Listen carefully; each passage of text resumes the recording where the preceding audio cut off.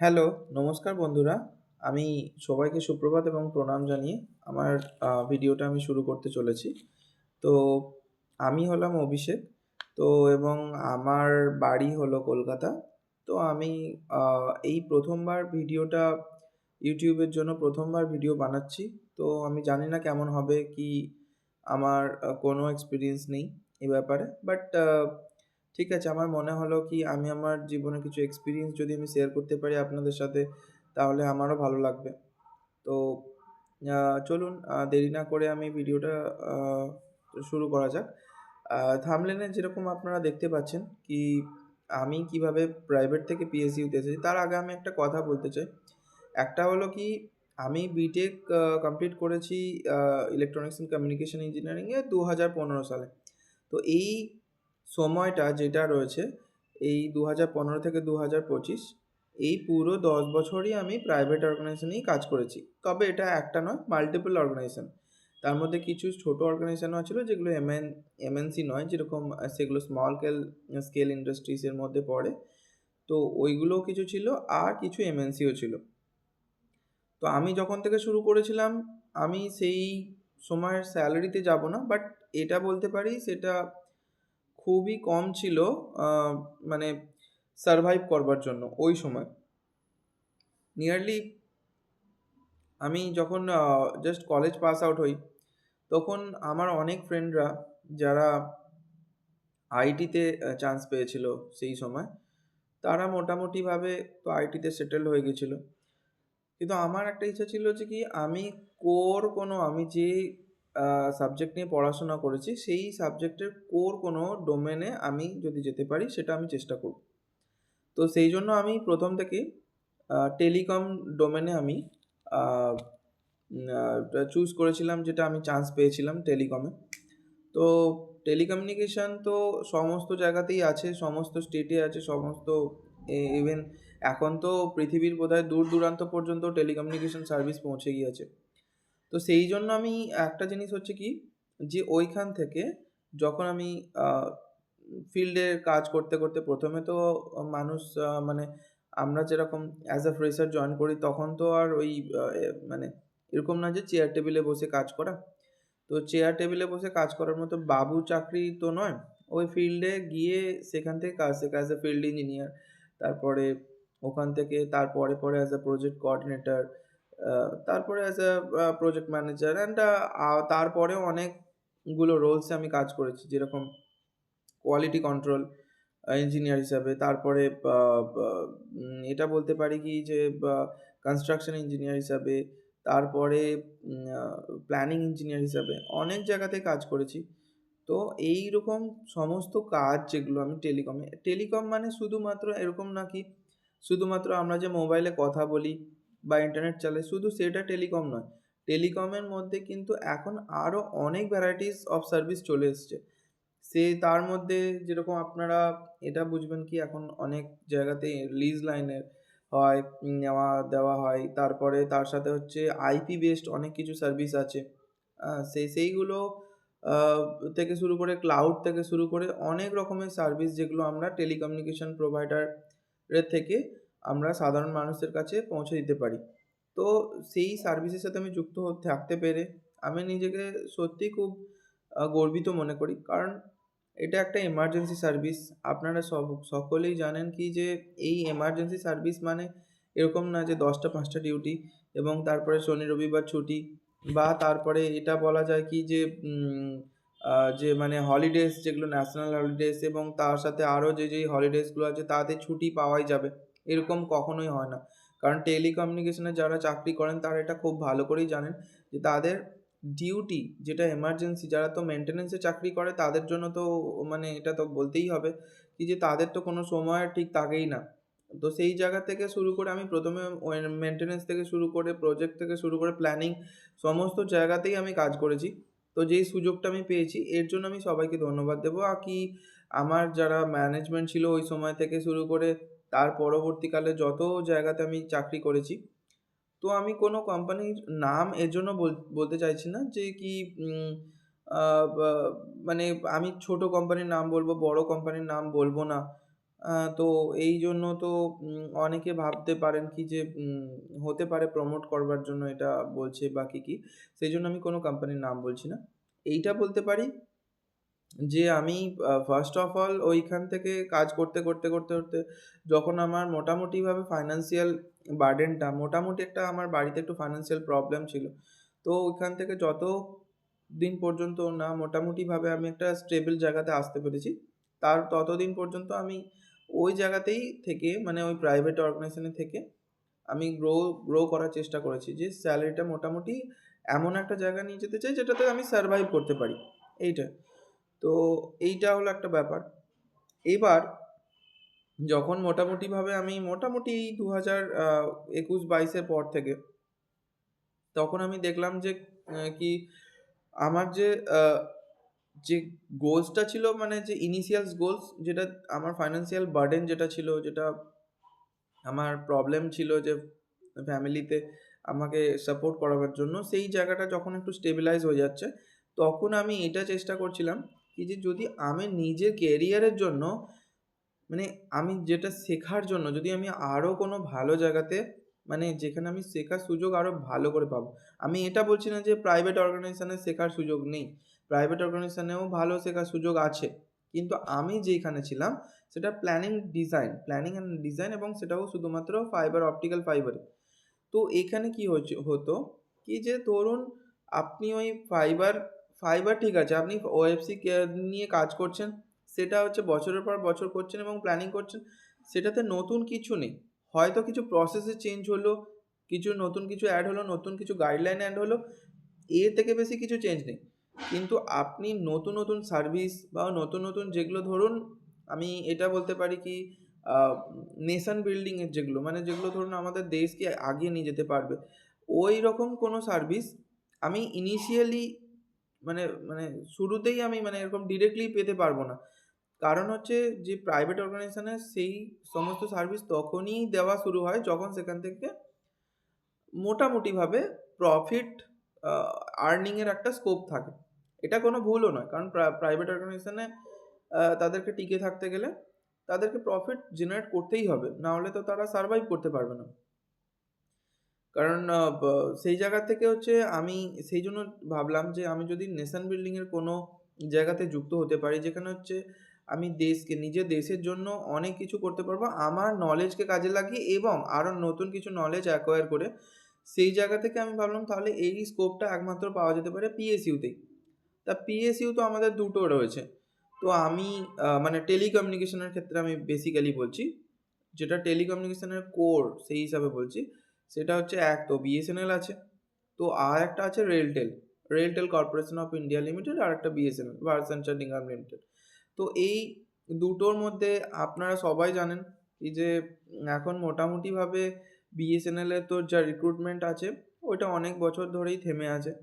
তো যেটা বিএসএনএল এর রিক্রুটমেন্ট থেমে আছে, তো আমি ভেবেছিলাম যে ঠিক আছে যেই কোনো অর্গানাইজেশনে পিএসইউতেই যেখানে আমি টেলিকমিউনিকেশনের আ মানে আমার এক্সপেরিয়েন্সটা কাজে লাগবে এবং তার সাথে যদি আমি নতুন কিছু নলেজ অ্যাকোয়ার করতে পারি সেরকম কোনো অপরচুনিটিতে যদি আমি পাই, আমি নিশ্চয়ই সেখানে আমি ট্রাই করব। তো সেই জন্য আমি পড়াশোনা শুরু করলাম। মোটামুটিভাবে আপনার ২০২২-২৩ থেকে পিএসইউতে আ আ জবের এক্সামের জন্য। তো আপনারাও জানেন যে এখন পিএসইউ বলুন, গভর্নমেন্ট বলুন, আ সমস্ত জায়গাতেই জবের কত কম্পিটিশন। বেসিক্যালি ফ্রেশাররাও চাইছে কোথাও একটা আ যদি অপরচুনিটি পাওয়া যায় যেখানে সিকিউর একটা লাইফ পাবে এবং তার সাথে কিছু ভালো কাজ করতে পারবে। সেরকমভাবে প্রাইভেট সেক্টর আর গভর্নমেন্ট সেক্টরের মধ্যে আপনি দেখুন যেখানে প্রাইভেট সেক্টর যারা আছে তারা বিভিন্ন সার্টিফিকেশন চাইছে, চাইছে মানে সেই জায়গা থেকে প্রাইভেটেও এখন ফ্রেশার নেওয়াটা অনেক টাফ হয়ে পড়েছে। আর সেই মানে আমি গভর্নমেন্ট আর পিএসইউ যদি বলি, পিএসইউ তো একমাত্র এরকম না যে প্রাইভেট, তো ওটাও আছে আপনার হলো যে গভর্নমেন্ট অফ ইন্ডিয়া আন্ডারটেকিং। তো এই গভর্নমেন্টের সেখানে সমস্ত কিছুই আপনি বলতে পারেন যে গভর্নমেন্টের যে পলিসি এবং যা তার আ আ গাইডলাইনস আছে সেগুলোই ফলো করা হয়। তো এখানেও প্রচুর কম্পিটিশন আছে।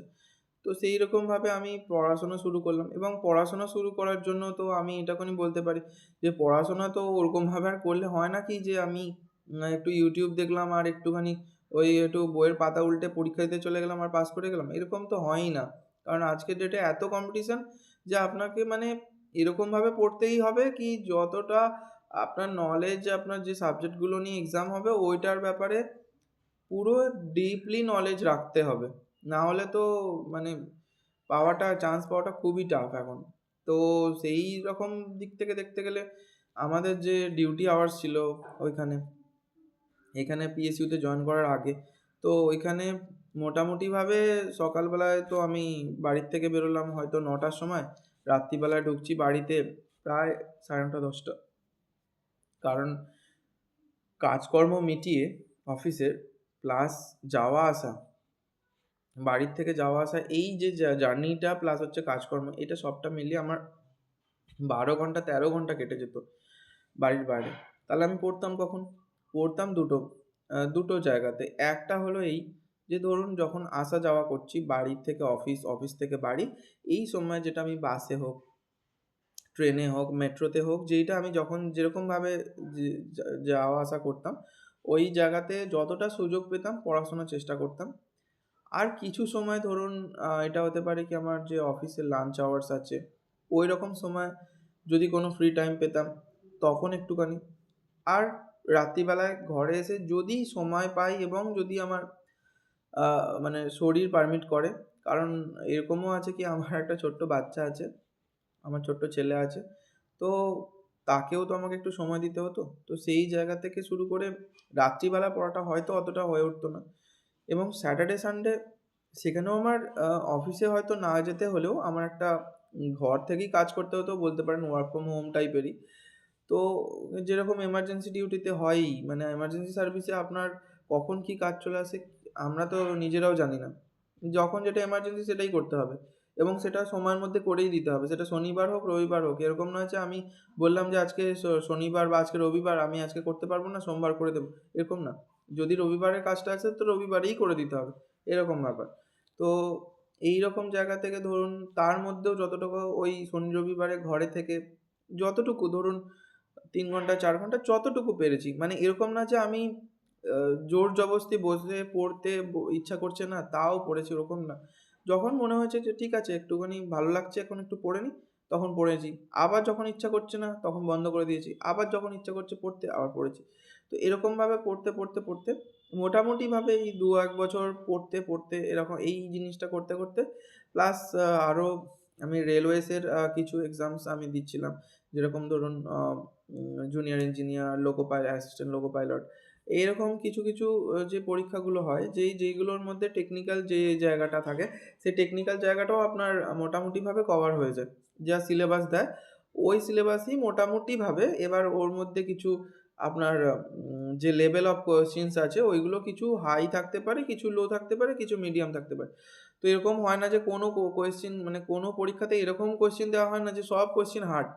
কিছু কোয়েশ্চেন থাকবে, ধরুন একটা যদি ১০০ নম্বরের পরীক্ষা হয়, তো ১০০ নম্বরের মধ্যে আপনার মোটামুটিভাবে ওই 30 থেকে 40% একটু ইজি থাকবে।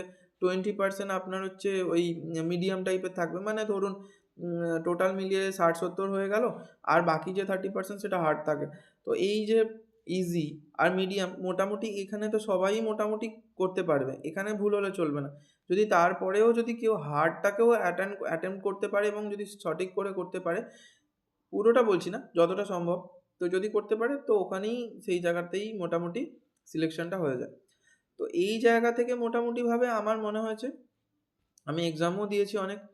আ কিছু এক্সামস তো ওরকম আছে কি ধরুন রেলওয়েজের যেগুলো বলছিলাম ওর মধ্যে কিছু আ মেরিট লিস্টে আমার কিছু জায়গাতে হয়ওনি। আর কিছু জায়গাতে হয়ে আছে, মানে এরকমভাবে বলতে পারেন যে আমার ফাইনাল মেরিট লিস্টের জন্য আমি এখনো ওয়েট করছি। তো সেরকম আছে। আর পিএসইউর মধ্যে আমি বিএসএনএল তো বললামই, বিএসএনএল এ অনেক দিন ধরে রিক্রুটমেন্ট হয়নি। সে জায়গা থেকে রেলটেল কর্পোরেশন আমাদের কিছু রিক্রুটমেন্ট বছর এখন আনছে। ২০২২ থেকে আমরা যেটা দেখতে পাচ্ছিলাম কি রেগুলারলি আমাদের রিক্রুটমেন্ট আসছে। তো সেই রেগুলার রিক্রুটমেন্টের মধ্যে হচ্ছে আপনার মোটামুটিভাবে এই ২৩, ২৪ আর ২৫ এই যে ইয়ারগুলো, এর মধ্যে ওরা একটা ক্রাইটেরিয়া রেখেছিল রেলটেল থেকে যে জয়েনিং করবার মানে ফর্মটা এপ্লাই করবার জন্য আপনার হচ্ছে এক্সপেরিয়েন্স দরকার। এবং সেটাও টেলিকমে। তো সেই জায়গা থেকে আমার একটা এইটা সুবিধা হয়েছে কি, আমি টেলিকমে যেহেতু এক্সপিরিয়েন্স ছিলাম, তো আমি এক্সামটা দিয়েছিলাম। তো এবার সেই ক্ষেত্রে দেখা যাচ্ছে যে একটা 150 নাম্বারের একটা সিবিটি হয়েছিল, কম্পিউটার বেসড টেস্ট। সেই কম্পিউটার বেসড টেস্টের মধ্যে কি ছিল, 100 নাম্বার ছিল আপনার টেকনিক্যাল, আর বাকি 50 নাম্বার ছিল ম্যাথস, রিজনিং, প্লাস হচ্ছে জেনারেল সায়েন্স এবং জেনারেল অ্যাওয়ারনেস, এইটা মিলিয়ে 50 মার্কস ছিল। তো এই যে মোটামুটি যে পুরো 150 নাম্বারের যে এক্সামটা, এর মধ্যে 90 নাম্বারস হচ্ছে আপনার কোয়ালিফাইং মার্কস। 90 মোটামুটি পেলে তবে হচ্ছে আপনার ইন্টারভিউ কল আসবে। তো এরপরে ছিল ইন্টারভিউ। তো ওইখানে সিলেক্ট হওয়ার পর, শর্টলিস্ট হওয়ার পরে আমার ইন্টারভিউতে আমি জন্য শর্টলিস্ট হই, এবং ইন্টারভিউ হয়েছিল আমাদের হায়দ্রাবাদ রিজিওনাল অফিসে, রেলটেল কর্পোরেশন অফ ইন্ডিয়ার রিজিওনাল অফিসে। তো এই ইন্টারভিউর দিন তো বুঝতেই পারছেন, আমি এর আগে অনেক ইন্টারভিউই ফেস করেছি প্রাইভেট কোম্পানিতে। আমি এই কোম্পানি ওই কোম্পানি চেঞ্জ করার পরে, তো সেই জায়গা থেকে ইন্টারভিউর যে প্রেশারটা অতটা আমার ওপর ছিল না, কি যে ইন্টারভিউতে কী জিজ্ঞেস করবে কী জিজ্ঞেস করবে না, সেটা আমার ওপর অতটা ছিল না। কারণ আমি জানি কি ইন্টারভিউ মানে হচ্ছে যা জিজ্ঞেস করবে, যদি আমি জানি, I should be honest. Actually মানে আমি কি জানি না, কারণ দেখুন সবাই সব জিনিসটা জানতে পারে না। যতটুকু জানবেন অতটুকুই আমার বলা উচিত। তো ওইটুকুনি আমি বলেছিলাম, এবং যতটুকু জানি না আমি ডিরেক্টলি ক্লিয়ারলি বলেছিলাম যে, "স্যার আমি জানি না, জেনে নেবো স্যার। মানে আমি সুযোগ পেলে আমি ঠিক শিখে নেবো।" তো এইটা। কিন্তু সেটা হয়েছিল কি, তার আগে ইন্টারভিউতে অ্যাপিয়ার হওয়ার আগে একটা ডকুমেন্ট ভেরিফিকেশন একটা সেশন ছিল। এই ডকুমেন্ট ভেরিফিকেশন সেশনটা কি, যে আপনার যে ফর্ম ফিল আপের সময় যে ডকুমেন্টসগুলো আপনাদের দিতে হচ্ছে, সেই ডকুমেন্টসগুলো আমাদেরকে ওই সময়তে দেখাতে হয়েছিল। এটা একটা ফর্মালিটি চেক, মানে এরকম না যে ডকুমেন্ট ভেরিফিকেশন এখন হয়ে গেল মানে আর হবে না। এটা হচ্ছে ইন্টারভিউতে অ্যাপিয়ার হওয়ার জন্য। এর কারণ একটাই, কারণ ধরুন পরবর্তীকালে ইন্টারভিউর পরে দেখা গেল যে অনেক ছেলেমেয়েদের হচ্ছে কি হয় না, ডকুমেন্টে ভুলভাল থাকে। তো ওদেরকে আগেই মানে হয় ইন্টারভিউতে আপনাদেরকে বসতেই দেবে না, আর না হলে বলবে যে ঠিক আছে ডকুমেন্টস ওকে আছে, তাহলে আপনি ইন্টারভিউতে অ্যাটেন্ড করতে পারেন। তো সেই হিসাবে অনেক ছেলেমেয়েরাই গিয়েছিল।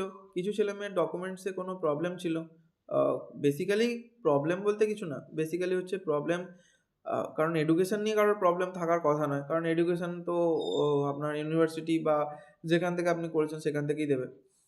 কিন্তু মেইন যেটা প্রবলেম হচ্ছিল, আমরা দেখতে পাচ্ছিলাম, সেটা হলো কি, যে এক্সপেরিয়েন্স যেটা চেয়েছিল, সেই এক্সপেরিয়েন্সের সার্টিফিকেটস বা সেগুলো অ্যাজ পার দ্য ফরম্যাটস বা অ্যাজ পার দেয়ার রিকুয়েশনস সেটা যদি হচ্ছিল না, তো সেই জায়গাতে একটু প্রবলেম হচ্ছিল। এবং আরেকটা জায়গায় হচ্ছিল যে কিছু ক্ষেত্রে, কিছু খুব মানে সেটা খুব অল্প ক্ষেত্রে বলছিলাম, যেটা হচ্ছে এনওসি। এনওসি এইরকম ক্ষেত্রে কি, এনওসিটা তো প্রাইভেট কোম্পানি থেকে যারা ইন্টারভিউ দিতে যাচ্ছে তাদের জন্য নয়। যারা ধরুন গভর্নমেন্ট অন্য কোনো পাবলিক সেক্টর বা অন্য কোনো গভর্নমেন্ট অর্গানাইজেশন, যেরকম ধরুন স্টেট গভর্নমেন্ট, সেন্ট্রাল গভর্নমেন্টের অন্য কোনো অর্গানাইজেশন থেকে ইন্টারভিউ দিতে আসছে, তাদের জন্য একটা এনওসি লাগে, যে তাদের এমপ্লয়ারের তরফ থেকে নো অবজেকশন সার্টিফিকেট, যেটা কিনা প্রডিউস করতে হয়। তো ওই যেটা এই দুটো জিনিস যদি সবার ঠিক থাকে, এবং তার সাথে যদি আরও যে রিকুইসাইড ডকুমেন্টসগুলো ছিল সেগুলো যদি ঠিক থাকে, তাহলে কোনো অসুবিধা ছিল না। তো তারপরে ইন্টারভিউ হলো। ইন্টারভিউর পরে আপনার হচ্ছে খুব তাড়াতাড়ি, মানে রেলটেলের প্রসেস আমি দেখেছি, আমি খুব তাড়াতাড়ি, মানে খুবই তাড়াতাড়ি, মানে ধরুন মানে রিটেন এক্সামের রেজাল্ট বেরোনোর প্রায় 1 মাসের মধ্যে ইন্টারভিউ শর্টলিস্ট নোটিশ চলে এসেছিল। তারও প্রায় 15-20 দিনের মধ্যে হচ্ছে ইন্টারভিউ হয়ে গিয়েছিল। ইন্টারভিউ হয়ে যাওয়ার পরেই ধরুন না ওই 1 সপ্তাহের মধ্যে ইন্টারভিউ ফাইনাল যে এমপ্যানেলমেন্ট লিস্ট, যেটা মানে ফর ফাইনাল সিলেকশন, সেটা ওরা দিয়ে দিয়েছিল। তো এইটা করার পরে, মানে ধরুন এই যে প্রসেসটা হওয়ার পরে, এমপ্যানেলমেন্ট হওয়ার পরে ওরা একটা মেইল করবে, যে ধরুন আপনাকে কোন জায়গায় গিয়ে রিপোর্ট করতে হবে, সেটা হচ্ছে আপনার মেলেও আসবে, আপনার বাই পোস্ট চিঠিতে বাড়িতেও আসবে, যেটা রেজিস্টার্ড অ্যাড্রেস, যে আপনার ডকুমেন্ট ভেরিফিকেশান মেডিকেলের জন্য আপনাকে ওই জায়গায় গিয়ে, যে অফিস ওরা বলবে, আমাদের ক্ষেত্রে দিল্লিতে হয়েছিল, কর্পোরেট অফিসে। তো ওইখানে গিয়ে আমাদেরকে মেডিকেল আর ইন্টারভিউ, মেডিকেল আর হচ্ছে ডকুমেন্ট ভেরিফিকেশানের জন্য আপনাদের 3 দিন থাকতে হয়েছিল। একদিন হয়েছিল ডকুমেন্ট ভেরিফিকেশান, প্লাস যেহেতু এক্সামটা কন্ডাক্টের দায়িত্ব ছিল টিসিএসের ওপর, তাই টিসিএসের একজনও ওখানে ছিল, যে কিনা আমাদের বায়োমেট্রিক, যেটা আমাদের রিটেন এক্সাম, যেটা সিবিটি, সময় ওরা নিয়েছিল অথেন্টিকেশনের জন্য, সেটা আবার যারা সিলেকশন পেল তাদেরও ওখানে গিয়ে আরেকবার ফাইনাল ভেরিফিকেশনটাও করে নেয় ওরা, যে ওই ক্যান্ডিডেটরাই মানে ওখানে মানে অ্যাপিয়ার হচ্ছে কিনা। তো সেটা একটা, প্লাস ডকুমেন্ট ভেরিফিকেশন, প্লাস তার একদিন পরে মেডিকেল হয়েছিল। মেডিকেলের একদিন পরে ওরা একটা মেডিকেল ওরা ওখান থেকে দিয়ে দেবে বলেছিল আমাদেরকে, যে যদি মেডিকেলটা হয়ে যায় এবং তাহলে আপনাদেরকে মানে খুব তাড়াতাড়ি, মানে ধরুন 1-2 দিনের মধ্যে আপনাদের জয়েনিংও করিয়ে দেওয়া হবে। কিন্তু সেটা হয়েছিল কি, যে মেডিকেল রিপোর্টটা আসতে দেরি হয়েছিল। তো এই মেডিকেল রিপোর্টটা আসতে দেরি হওয়ার কারণে আমাদের বলেছিল যে ঠিক আছে আপনারা চলে যেতে পারেন, আমরা আপনাদের বাই মেল আপনাদের ইন্টিমেট করে দেওয়া হবে যে আপনাদের কোথায় গিয়ে রিপোর্ট করতে হবে, কবে রিপোর্ট করতে হবে, যদি মেডিকেলি ফিট থাকেন।